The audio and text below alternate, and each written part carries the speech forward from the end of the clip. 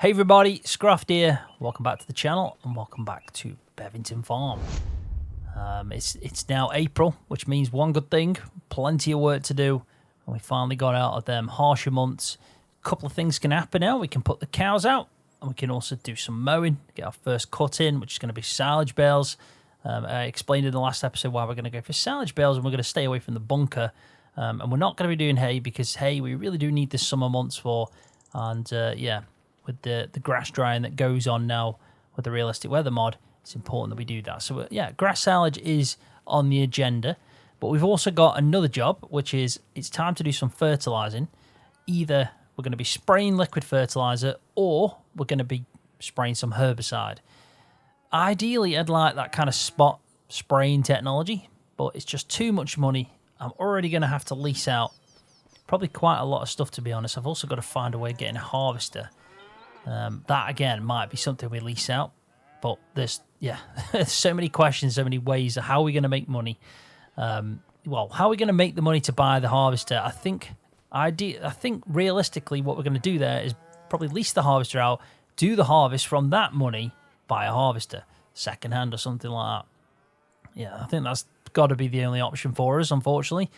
But we are going to be on the update at some point. I'm working hard on that behind the scenes, chipping away at it. I've got all the fields done now. All the hedges and gates are into GE, so they're going to be static gates. Can't remove them. Static hedges as well, so they're not going to be removed. The kind of farm, Bevington Farm and the layout's designed to stay that way.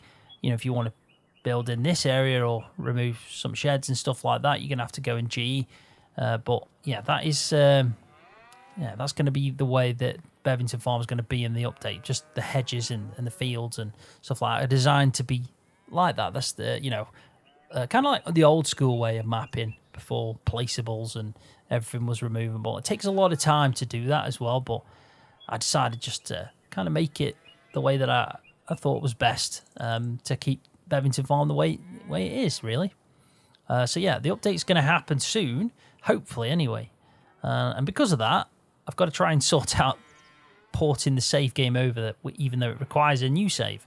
So I'm not too fussed about how the harvest, like how the crop's going, because at some point I'm going to have to set them fields up like that anyway to match. So it's not, it's not the most important thing to worry about. Probably not going to get it perfect because of precision farming. There'll be some things that I don't do right or exact to the way it is now. So because of that, I'm kind of not worrying too much. As long as the crop's planted, and if I've got weeds, get rid of it, and if I need fertilizer, put that on and stuff. Then that's the main thing for me. But this, it's just going to be a challenge. But we'll do it. I'm certain that I'll do it. I'll get it match up. I even put in the cow shed. I was working on that today, and it's pretty much in this location. That bunker's going to go, and this whole area here for muck's going. And I've actually got 2 bunkers going in. So yeah, hopefully everyone likes what I've done with it. It's taken a lot of time again to get where I'm at, and then obviously all the work that I've done prior. So yeah, soon, I promise you, soon it'll be on Itcho. I might do another video with Morgan Farming Freeman as a bit of an update, because it is the grand idea was originally to build a new cow shed. Well, we've done that now, so it's worth getting Morgan Farming Freeman out, paying him a bit of cash again to do us a bit of an intro. Yeah, that's it. But I'm stuck. I don't know whether to do first cut on the small fields. I know we got the 2 big fields, but I think it's probably better to kind of just chip away in this episode at the smaller fields, because it's a fair task. But we've got all of April, so that's 4 in-game days to get all the fields mowed and baled up, and rowed as well, because we're going to need to row. It's the 2 big grass fields here that take a little bit longer. So if we chip away at the small ones first, that could be an aim, or we could go and do a bit of spraying. There's a couple of things I want to do first, just small things. I want to take the cows out, but I am going to use the herdsman stick. I've just forgotten where it is as well. I mentioned this previously, that stick, as good as it is, I always forget where I placed it last. I should just have a permanent spot and then leave it in that permanent spot instead of moving it about, thinking, yeah, I'll remember it if I leave it there. Where did I put the herdsman stick now? See, this is what happens. It's my fault, faffing about as always. But I do want to take the cows out. That's the aim. I want to take the cows out when I find the stick. And, yeah, we can then focus on getting a job done. I'm going to have to look on the map, see if it's showing up for me somewhere. I mean, you'd hope that it would be somewhere. Right, so it's there. That's where we're at. So just by that cowshed down here somewhere. So I must have placed it against the wall and walked past it.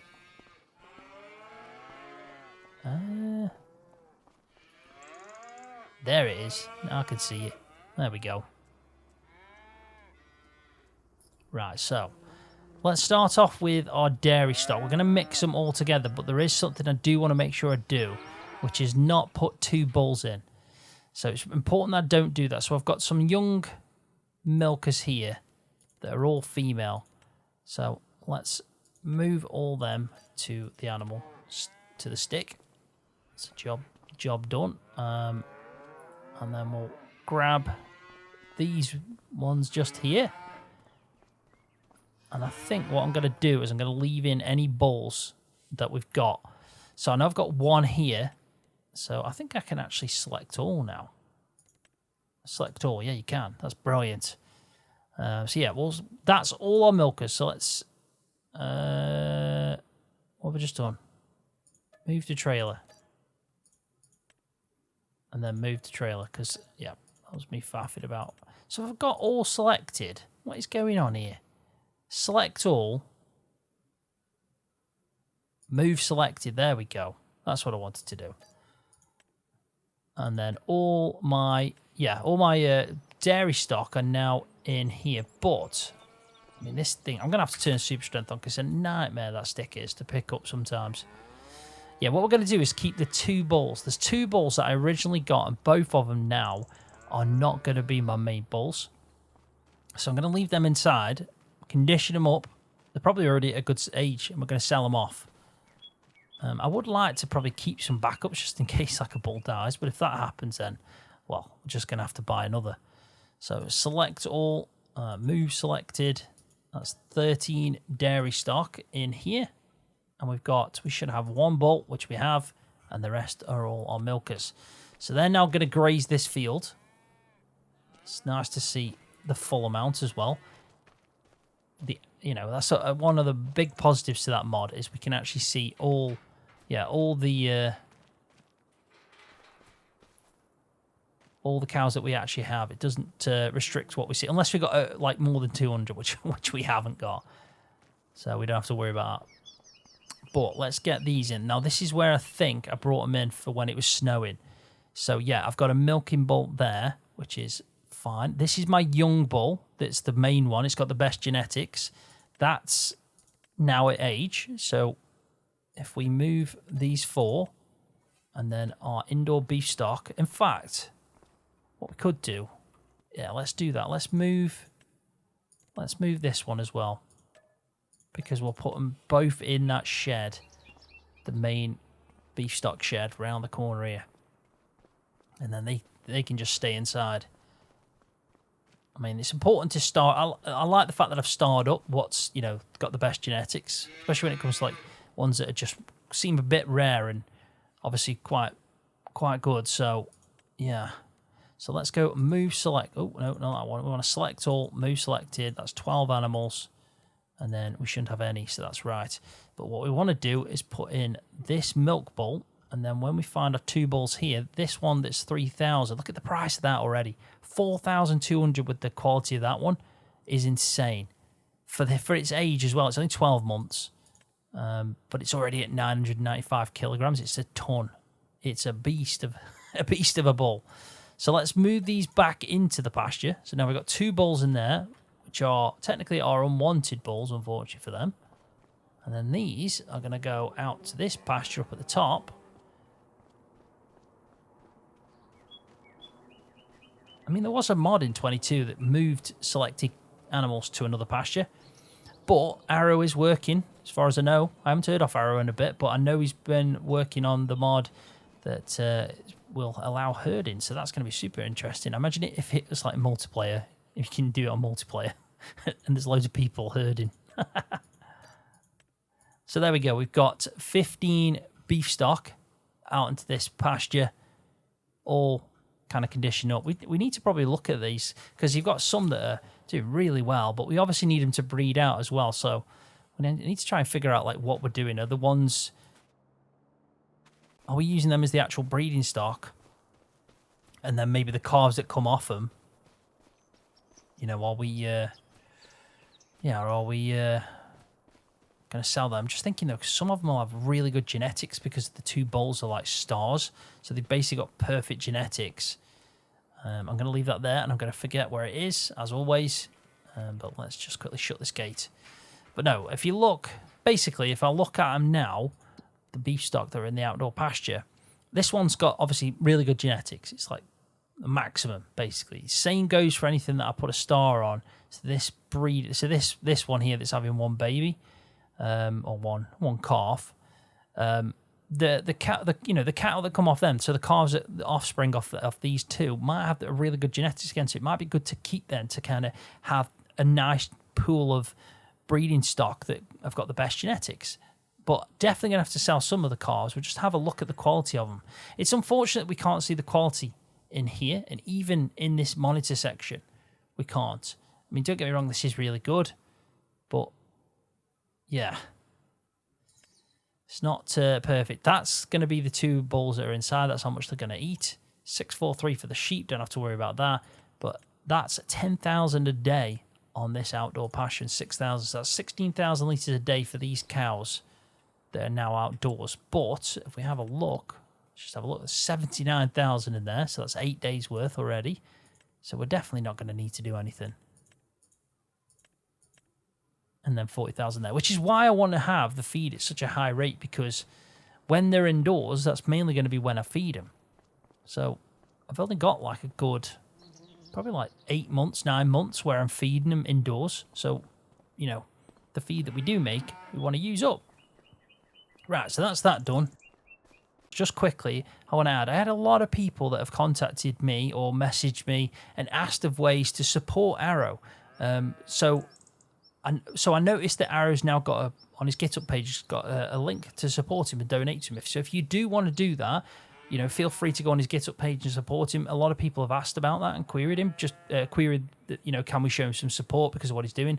I also know he was looking for models for animals, so you never know that the money that you do donate to his project could go into potentially buying some different breeds of maybe some Herefords or something like that to maybe bring into it, because I know he did mention about wanting to add in like vets and you know, the vet process and having diseases and sickness and also like different breeds. So you never know, it could go to that. But yeah, just check out the link in the video description. I'll put a link to his GitHub page and to, if you want to show him some support. I know he'll appreciate that. He's definitely deserved it.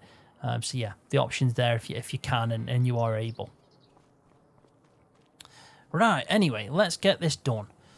What are we going to do? That's the question. Do we get into the sprayer and do some spraying, or do we do some baling? Baling's a bigger job, but the spraying, you know, spraying is important. Let's just check in my... So I have got 2,000 litres of herbicide and 2,000 litres of liquid fertiliser. That's what I started with. Don't think that's going to be enough, but the herbicide is an interesting one. It's not like all my fields need spraying. You can see this one definitely does. That one's got some patches, and then these two do. So there is quite a lot, actually. There's definitely a lot there. Do I fancy a bit of mowing, or do I fancy a bit of spraying? I think what I'm going to do is I'm going to multitask. I'm going to get the 150. I'm going to use a worker again, so a bit of course play, which had a mare in the last episode. It was every field, by the way, that, yeah, it was so strange. Basically, I had headlands of about 4, set up a course with the seeder, and every time it had finished its headland to then go onto its up and down, what was happening was it was just driving off the map, and I have to just, all I had to do was set it going like the nearest waypoint from its first kind of like up and down stretch. So it was strange, that was. Still don't understand what that was about. I've also removed the Add Blue mod, so the deaf one. reason is that the consumption is just way off for it. It's insane, really. Like, I'm running out of AdBlue quicker than I'm running out of a tank of fuel, which is just obviously not realistic. I tried to adjust it and didn't have any joy, so I'm just leaving it out until it's, you know, a bit more realistic, because I can't be filling up AdBlue every time, you know, every half a tank, whilst also having fuel on the highest consumption. You know, that to me is just a little bit mental.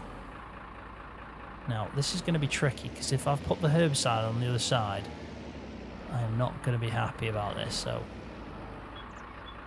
I'm hoping I've not messed up like that. Yes, so herbicide is on that side. I got lucky there, I'll be honest. I got completely lucky. But I think that means that I'm going to have to... basically, I'm going to have to bring them out, the big bags, and probably put the IBC somewhere else. Could stack them up by the shed here, just by the door. Right, so I'm also hoping to not do any crop damage.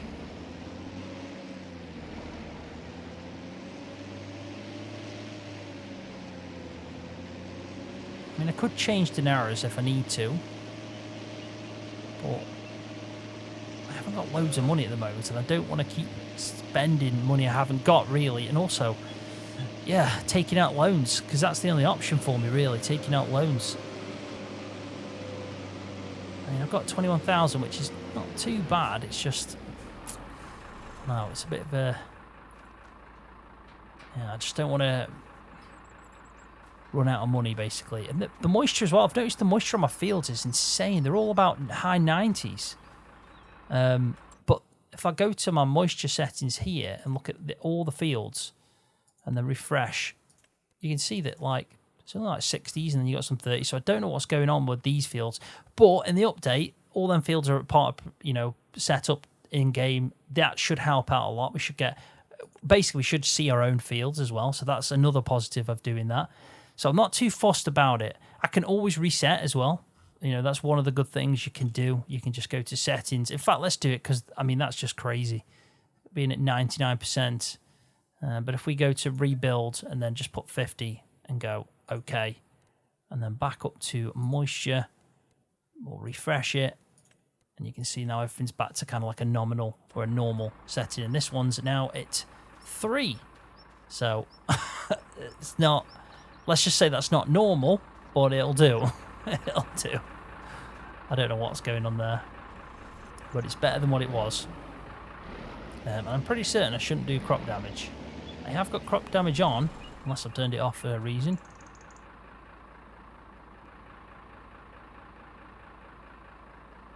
And it's not saying I'm going to be doing... In fact, have I got crop damage on? Let's just check that. Crop destruction is on, and it's not mentioning anything about crop destruction. I don't think I should at that growth stage. Maybe... yeah, maybe in the other growth stage, but not this one. But there we go. But anyway, let's get this done. We'll see how much he goes through. We'll use course plate. Give it a fighting chance. I imagine it is on 27. Let's just check that. Yeah, it's 27 meters. That's perfect. And we will do... shall we do 2 headlands? And that's probably better, because it makes turning a little bit easier. I mean, it's not... I mean, to be honest, I think 1's the way to go. My only issue is, I'm hoping this doesn't have the same issue, where it just drives off. Because if it does, it might be because... I don't know.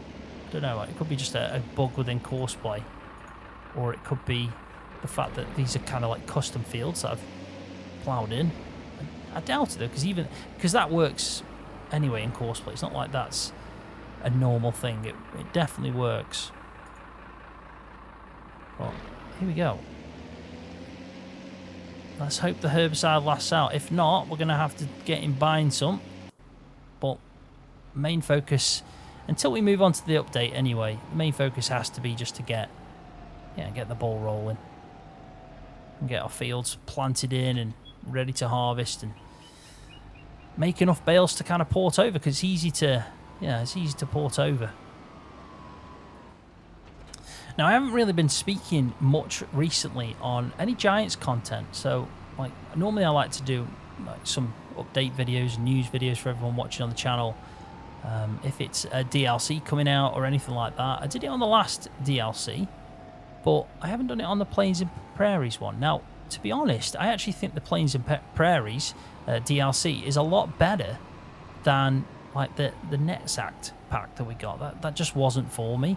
But at the same time, the Plains and Prairies one isn't probably my playstyle. Not because I don't like it, you know, the actual content. It's just because it's all massive equipment for big fields, and I kind of prefer playing like this. And yeah, I think if I don't enjoy the game, I can't expect you guys to enjoy it watching me.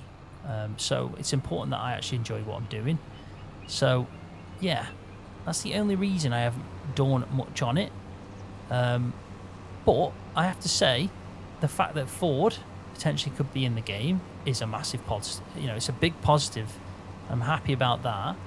And yeah, it's nice to see some bigger equipment, and it looks pretty good as well. So Giants have done a good job, and you know, I have no complaints there. I just haven't really had the chance recently.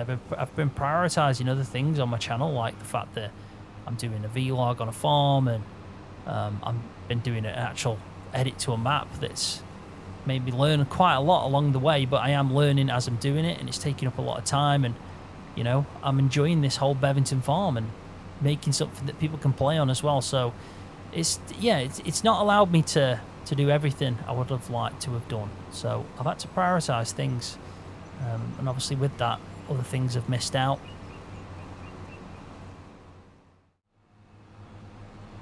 So I just want to quickly apologise to DJ Modding, who kindly sent over to me an early version of Judith Plains, that's it, on his map that's set in Montana, that I've heard amazing things about, but I just didn't have a chance to check it out. And I think I only had a few days before before it was out, and other creators were showing it off. So I just thought, well, there's some brilliant people already showing it off that play a lot of American maps and probably have a better understanding and can give you a better review of it. So it makes sense for me to not do that. But he has put my logo into the PDA, and I really appreciate that, because he's a massive fan of the farmhand, which is crazy to think that someone so talented loves watching the farmhand. So I was over the moon when he said that to me. So yeah, congratulations on the map, mate, because it's outstanding from what I've heard. I've seen bits and bobs, and it is in my mods folder, and at some point I am going to try it out. This week that all these videos are coming out now, these two on Bevington, it's an easier week for me. I've got a few days where I'm not making any content about 4 that I've just planned out. I've got a few things to do on Bevington Farm for GE work. I've got a few things to do for the farmhand to set up for the future, but I'm also going to take the time to play on some of these maps that I've been sent and try them out, because I want to see what all the hype is about, because it's definitely got some good hype, and DJ Modding smashed it out with a brilliant map for 25 that a lot of players and creators are playing on, so it's got to be a good map. So yeah, big congratulations to you, mate, and thanks for also thinking of us. So I think we're going to get a lot of grass from this. It already looks like we've got a massive yield from this. You can tell that having it fertilised from that first time round. This will be like the second. This is the third cut I've done in it, but it's the first cut this year. But you can see that we've got quite a lot of grass coming off this. I also really like the way that the ground texture looks now.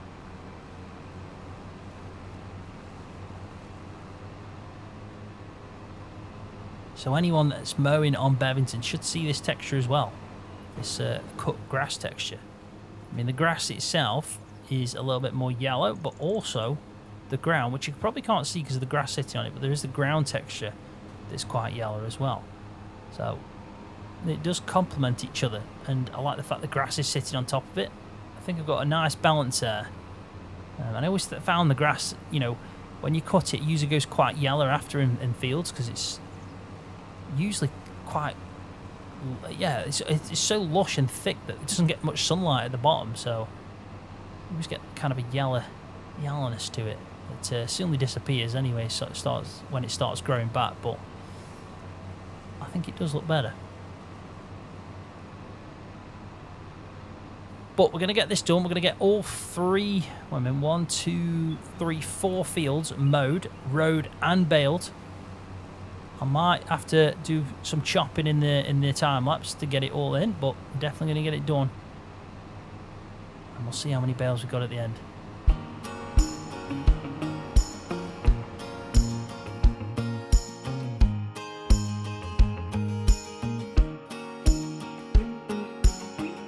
Have I really been so crazy to think your love was mine?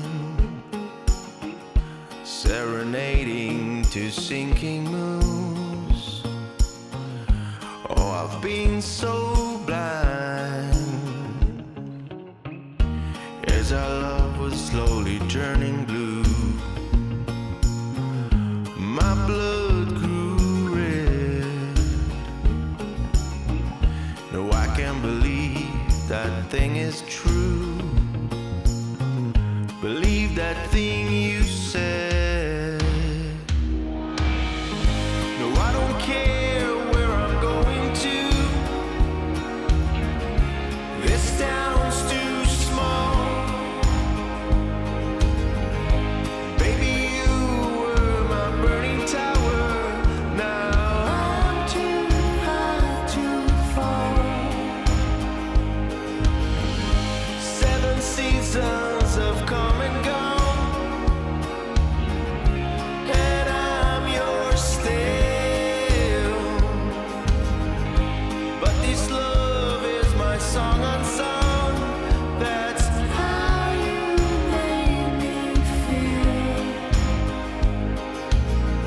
So beware of this glowing dream. Baby, don't look back to see your life drifting down the stream. See the star turn black. Morning came, darling, days will come when you're yes, this love is your song unsung, but it's still true. No, I don't care where I'm going to. This town's too small.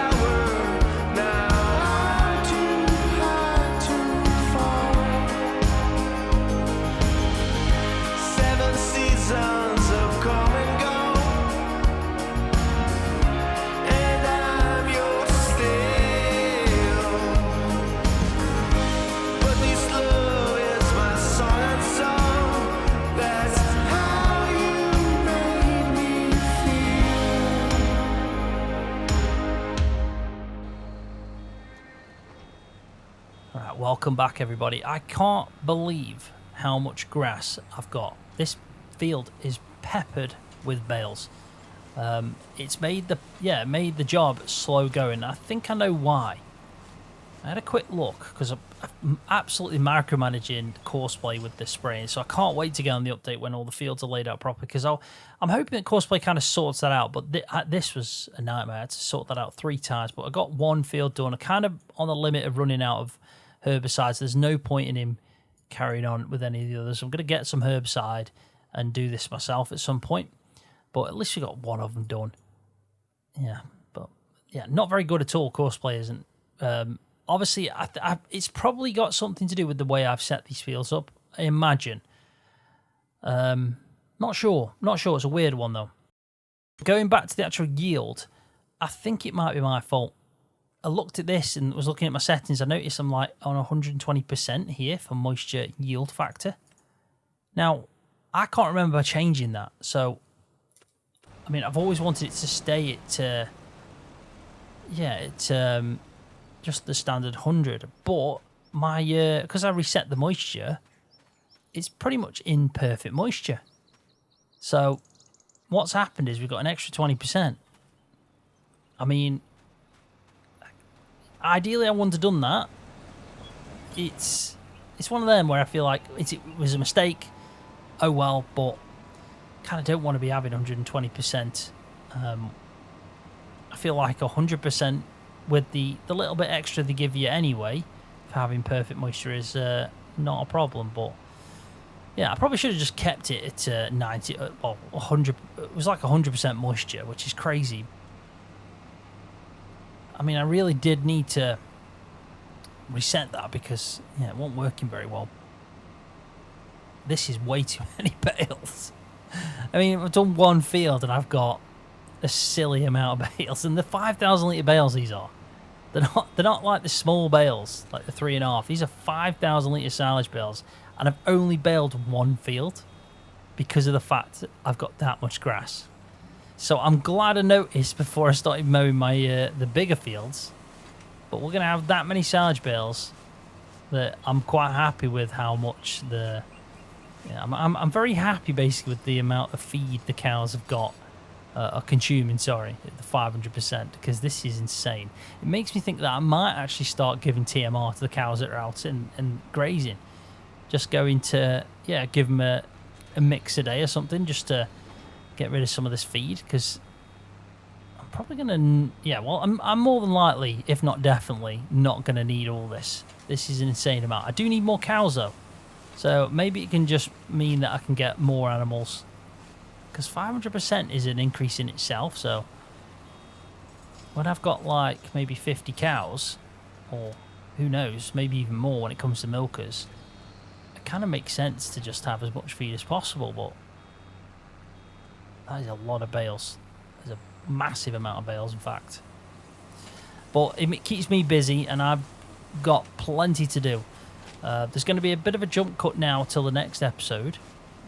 In time for me, probably not in-game month, because I'm hoping, fingers crossed, the next episode I'll actually be on the updated version of the map, because I've got the full week to tackle it with a few other things. So yeah, it could mean that I'm next episode is going to be on the update, and if that's the case, well, I'll make sure to probably just bale what I've done here. I won't cut the other 2 because I think we'll have enough.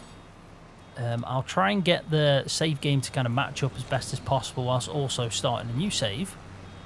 And yeah, I'll make sure I've got all the silage that I've got now and anything else that I've got, and also get the fields in a good state, or a matching state, should I say. So like a couple of fields of barley and a couple of fields of oats. Ready to harvest. That's the aim, and obviously I need all my equipment to match up, and get the realistic livestock mod to match up as well, because that's the important one. That's where I've put all the work, really, to get the cows where they are. So that's the one that'll hurt the most, I think, if I can't get that to match up, but I should be able to. If I know what I'm swapping over, then yeah, it should work fine. But bloody hell, I'm going to be busy now baling. it's going to take ages. Just to even get these small fields baled, it's taking ages because my bale is stopping all the time. It's not even allowing the wrapper to finish wrapping the bales. So, like, now we're empty. Let's watch this. So that one's wrapping. This is probably going to get to 5,000 before it ends. Oh, very close, 91%. So this one's not too bad. But I need, you know, a little bit more, and that would have needed to carry on wrapping, then need to drop out, and then, yeah, it means you stop for longer. I'm not being very productive at the moment. I can't complain. I'm enjoying playing on Bevington Farm. But I actually think I'm going to stop it there. I'm going to let this one wrap up, and I'm going to, yeah, get all this baling done in between. And hopefully, in the next episode, we'll be on the new update. Like I said, fingers crossed, if everything's worked out, we'll have 2 new bunkers, and then we could even start chopping them 2 fields, and maybe even do like the 3rd cut in a silage bunker. And then these bales are kind of just there with the silage bales, with the bunkers that are filled up, and we'll get some harvesting done and all that good stuff. But yeah, we should have plenty of places. We should have plenty of options when it comes to feed then, because we can have, like I said, 2 bunkers silage and also all these silage bales, and then you've got the hay that we need to do in the 2nd cut, which will be perfect time around the summer hottest months. But so yeah, plenty to do, plenty challenges ahead. But on that note, I'm going to leave the video there. Thank you so much for watching. I really do appreciate it. Hopefully you're enjoying the series. Keep an eye out, like I said, for the update. It'll be coming out hopefully in this week as you're watching it. So hopefully I've got it done. Fingers crossed anyway, and all the testing. If it is, I hope you're all enjoying it. If not, it will be soon. I promise you. I am working hard on it. So give the video a thumbs up if you enjoyed it. Hit the subscribe if you're new. And I'll see you in the next one. See you, everybody.